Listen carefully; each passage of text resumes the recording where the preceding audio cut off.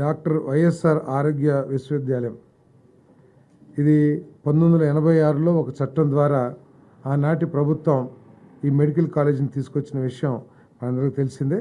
98లో అప్పుడు చట్టాన్ని సవరణ చేసి ఎన్టీఆర్ యూనివర్సిటీగా పెట్టడం, తర్వాత ఆయన ఈ మెడికల్ అవసరాలన్నింటినీ కూడా ఒకే ఇన్స్టిట్యూట్లోకి తీసుకొచ్చి ఒక యూనివర్సిటీగా స్థాపించిన ఎన్టీ రామారావు గారి పేరు పెట్టాలని ఆ రోజు నిర్ణయం తీసుకుంటూ జరిగింది. తర్వాత 2006లో doctor NTR university of health సైన్సెస్గా ఆ రోజు వైఎస్ రాజశేఖర రెడ్డి గారు కూడా నిర్ణయం తీసుకుంటూ జరిగింది.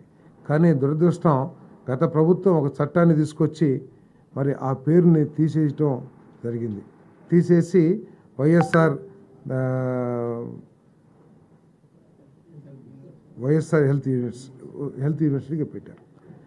దీనికి సంబంధించి దాంట్లో పాస్ అయిన డాక్టర్లు కొన్ని సమస్యలు ఎదుర్కొంటున్న విషయాన్ని మన గద్దె రామ్మోహన్ గారు, అదేవిధంగా అచ్చెన్నాయుడు గారు, ఇంకా కొంతమంది ప్రజాప్రతినిధులు ప్రభుత్వం దృష్టికి తీసుకొచ్చిన ధర్మంలో. ఎందుకంటే సర్టిఫికేట్స్ ఇచ్చేటప్పుడు కొంతమందికి ఏమో ఎన్టీఆర్ హెల్త్ యూనివర్సిటీ అని, కొంతమందికి ఏమో వైఎస్ఆర్ యూనివర్సిటీ అని చెప్పేసి, తర్వాత కొన్ని సంవత్సరాలేమో ఎన్టీఆర్ యూనివర్సిటీలో చదివి ఫైనల్ డిగ్రీ అంటే కొన్ని సంవత్సరాల మార్కులేమో ఎన్టీఆర్ యూనివర్సిటీ మార్కులు ఇస్తుంటాయి, ఫైనల్ పాస్ అవుట్ ఏమో వైఎస్ఆర్ యూనివర్సిటీ.